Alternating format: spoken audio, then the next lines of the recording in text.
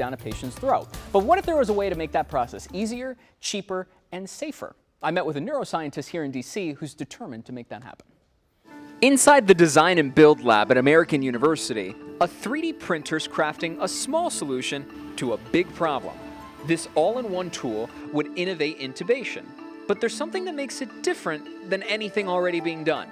It's a single device, and that's what's so special about it, is that it provides the functionality of both a bite block and a medical tube securing device, but it's all in one. Irina Volkov is the one getting this prototype out there. It's meant to be placed on the back molars, giving extra support and strength so your mouth can stay open.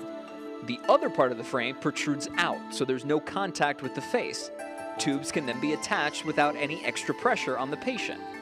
It doesn't look like much, until you consider what it could prevent in the operating room. Extra infections, potential fatalities, extra damage, and lengthened stay in the hospital, more expensive procedures, and it's costing the patients, it's costing the hospitals a ton of money. This device is also disposable and biodegradable, lowering the risk of cross-contamination.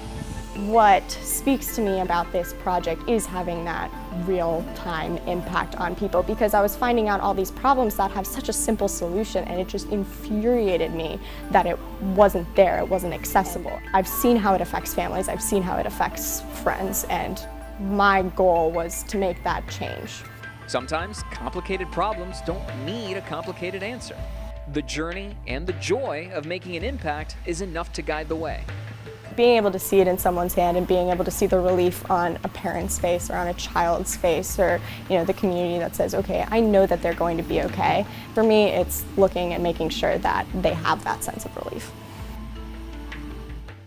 So right now the company, Surgicure Technologies, is looking to get FDA approval, perfect the product a bit, and it's going to be going through clinical trials soon with the U.S. Army. So they were the initial inventors of the product, a couple guys over at the Army, and then she took the product, licensed it, and is now sort of mass producing it to get it out there to everybody. Okay, hopefully it'll make the procedures easier for medical professionals. Right, and just imagine being a medical professional and just say, whatever makes my job easier, I'm sure would be welcomed with open arms. So okay, thanks, Gio. Well, 5:44 is our time. A major razor